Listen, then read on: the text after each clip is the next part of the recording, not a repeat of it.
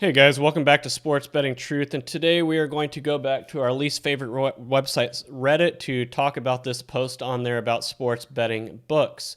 And so, user Affectionate Run 799 wants to know, can you please review these sports betting books? As a beginner, I am interested to improve my knowledge on this field. Is it a waste of time? Well, I'm going to jump right into what the obvious answer is to that question. It really depends on what you're trying to get out of these books. I've read a couple of those on the list, and none of those books are going to give you any strategies that are going to allow you to profit long term. So if you're looking to read these books in order to make money, you're going to be very disappointed because that's not going to happen. But that's not saying these books right here don't have value. They do. But the value is more about teaching you the deeper ins and outs of how sports betting works, how the industry works. And really, they're going to rehash a lot of what I've covered on this channel over the years. And they're going to help you limit your downside. They're going to allow your bankroll to last longer and lose less money. They're not going to help you win money, just help you lose less money, because any strategies that are going to help you win long term that exist in these books, for example, the long teas are a very good example of a winning strategy that did exist in a book at a point in time. The books have adjusted by now, so any good info that's going to help you win money that existed in these books, the train has left the station, that ship has sailed. So I think reading these books can help educate you a lot, but the one thing it's not going to teach you is how to win money. So don't buy these books with that in mind, and you'll be pleased. So the books on this list I have read is this one right here, The Logic of Sports Betting, and I've also read the Complete Guide to Sports Betting. And I think The Logic of Sports Betting was a better book of that lot. It teaches you a lot of really cool concepts, but in how the sports betting industry works and how to limit your downside, how to be more disciplined and all that. But nothing in there is going to basically be do this to win. You're not going to get that. So I haven't read the comments yet. I'm really hoping the top comment kind of echoes what I just said. And so the top comment comes from Just Principle. I have not read all of these, but The Logic of Sports Betting is probably the best comprehensive read on how sports betting markets operate out there. It will not give you any get-rich-quick tips because there are none, but it will dispel a lot of myths that people fall prey to early on and at least give you the basic toolkit you would need to be a profitable bettor. So I agreed with everything Just Principle said up until that last little bit. So he's right. Logic of Sports Betting, I agree, the best book on that list. It's a good read on how sports betting markets operate. It won't give you any get-rich-quick tips. Agree with that.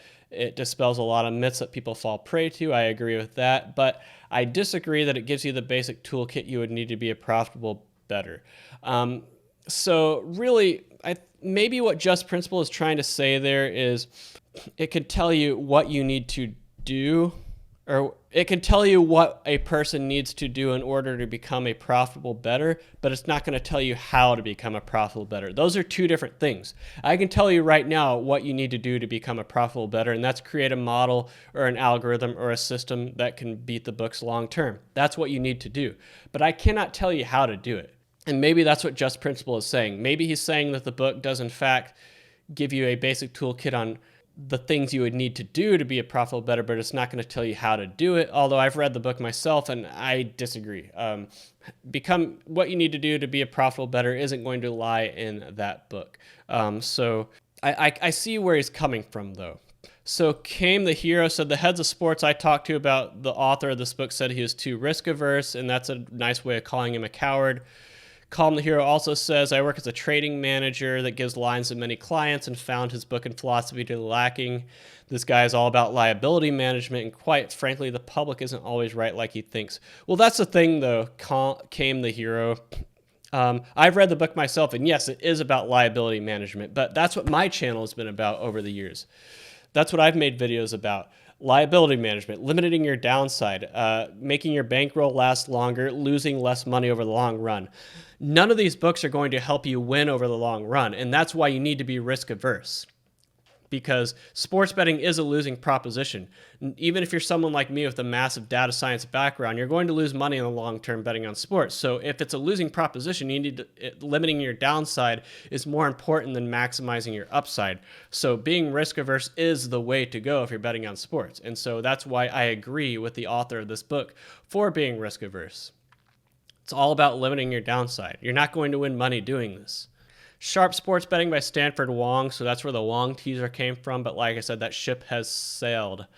The Wong teaser is no longer a profitable bet. It used to be. So it seems like a lot of the comments are saying The Logic of Sports Betting is a good book. I agree. I'm not going to disagree with them. But like I said, just because all these people are saying it's a great book does not mean it's going to help you win money over the long run.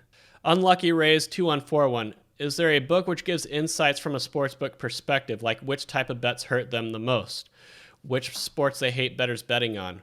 Why is sometimes VIG on two-way markets larger and smaller, etc.? So I'm going to answer that question, Unlucky Rays. I'm going to speculate, but I think that for that type of insight, it would really be based on when the book was written, because for example, what type of bets hurt them the most is probably different today in 2022 than it was in 2017, than it was in 2012, than it was in 2002. So anything like that is going to be a moving target for sure. Like which sports they hate bettors betting on. Now that sports betting is a lot more mainstream in 2022 than it was in 2012. For example, I don't believe there's any such thing as a soft market anymore, when that was definitely the case in 2012. So I think a book like that would really be a product of the time and not anything that could stand the test of time, so to speak. More comments talking about The Logic of Sports Betting. So this guy is talking about the Everything Guide to Sports Betting, which I have read myself, and the book is big on contrarian betting and fading the public and gave great examples in each sport. That is true. I matched the book with an active subscription to the touting network I'm not going to name to see where the public has the money and proceed to fade the public when it's called for. I just started betting myself, and the book has helped me stay disciplined and only bet within my bankroll and only 3 to 5% per bet. I would definitely recommend to any sports betting enthusiast, especially the chapters on the dedicated sports.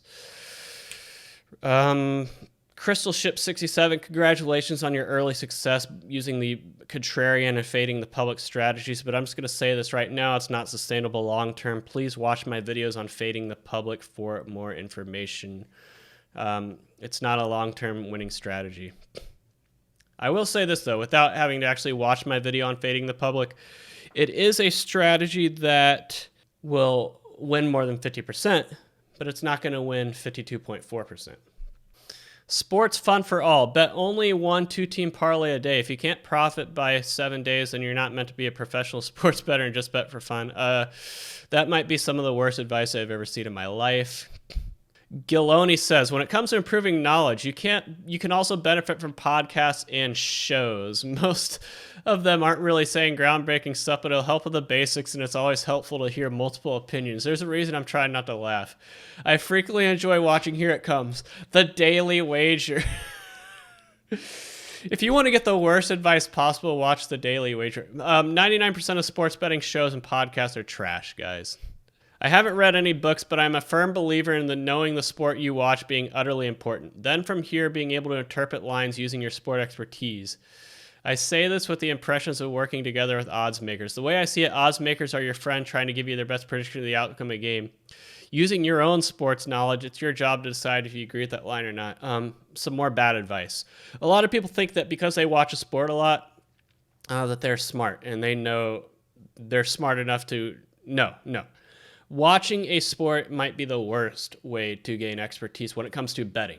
When it comes to betting, that's a horrible way, because you're just going to be influenced by your own biases. I mean, everyone's going to be influenced by their own biases, even if you build a model. I mean, even models are influenced by the model builder's biases. But no, watching sports is not a good way to bet on sports and gain knowledge to do so.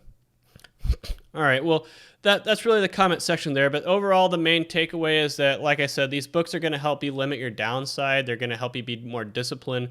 They're going to teach you how markets and sports betting works, but they're not going to help you win money. So, unfortunately, I can't help you with that, and neither can these books. If there was a book out there that told you how to win money out there, like I said, the sports books would adjust, and it would no longer be worth its weight in salt. So, that wraps it up for this video. Stay tuned right here to my channel for more sports betting related videos like this, where I give you the truth about sports betting, unlike the other sports betting channels out there. Anyway, I will see you guys later. See ya.